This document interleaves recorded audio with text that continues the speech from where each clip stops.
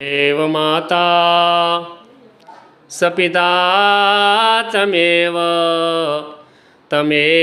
बन्धो ससखा तमेव विद्या द्रविणां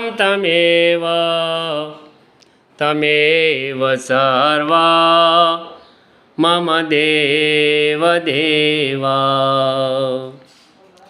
આજે અમારા પરમ પૂજ્ય શ્રી કૈલાસ નિવાસી જીવરાજગીરી બાપુની આજે 10મી નિવારણ તિથિ નિમિત્તે તારીખ પ્રમાણે નથી પણ વૈશાખ સુદના દિવસે 13ને શનિવાર હતો, એટલે આજે પણ યોગાનો યોગ 13ને સોમવાર છે, 13ને શનિવાર છે, ત્યારે પણ નિવારણ પામ્યા કૈલાસવાસ, ત્યારે પણ 13ને શનિવાર હતો અને આજે પણ આ પુણ્યતિથિ 10મી પુણ્યતિથિ નિમિત્તે આજે પણ 13ને શનિવાર છે।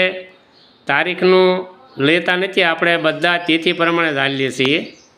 તારીખ કારણ એક સરખી ચાલી જતી અને વર્ષોની અંદર મહિના આગળ પાછળ હાલતા હોય, એટલે આજે 13ને શનિવાર તારીખ 10/5/2025, તો આની અંદર તારીખ 2/5 હતી, પણ 13ને શનિવાર તિથિ પ્રમાણે દાદાની અમે નિવારણ તિથિ અહીંયા ઉજવી છે, પુણ્યતિથિ।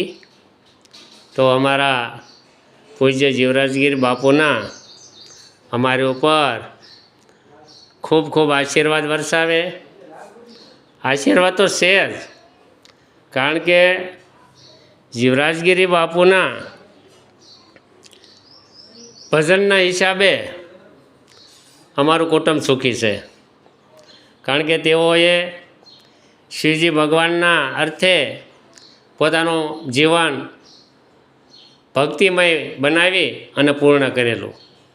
કારણ કે વહેલા 3 વાગ્યા જાગે અને 4 વાગ્યે તો શંખ વગાડે, ગામ લોકો બધા જાગી જાય ત્યારે દરણા દળવાના હાથે હતા, સાસીઓ હાથે ફેરવવાની, વાંસીદા કરવા અને પાછું ખેતી કામ કરવા જવું। કેટલું કામ કરતા વૃદ્ધો પહેલાં, અત્યારે તો એ માયલું કશું છે જ નહીં, તોય લોકોને વાંધો પડે છે, ગમતું નથી, આમ કરવું છે તેમ કરવું છે, અમને નથી ગમતું, પણ વૃદ્ધો કેમ કરીને આ બધું ઊભું કરેલું છે તે આપણને એ ભૂલી જાય છે। અને દાદાને શિવપુરાણનો પણ બહુ શોખ હતો, તેઓ શ્રાવણ માસ આખો માસ વાંચતા, ગામ લોકો સાંભળવા આવતા, રાત્રે ભાઈઓ આવે, સાંજના 4-5 વાગ્યે બહેનો સાંભળવા આવતા।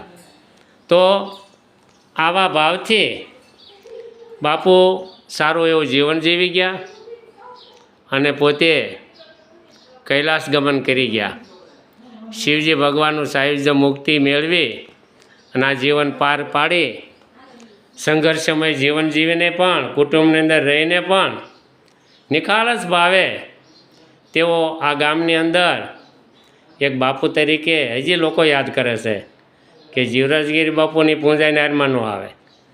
તો આ એક ભીત પડી જાય પણ ચિત્ર અખંડ રહે, યાદગીરી રહે, એ જ સાચું જીવન છે। અસ્તુ ઓમ નમો નારાયણ।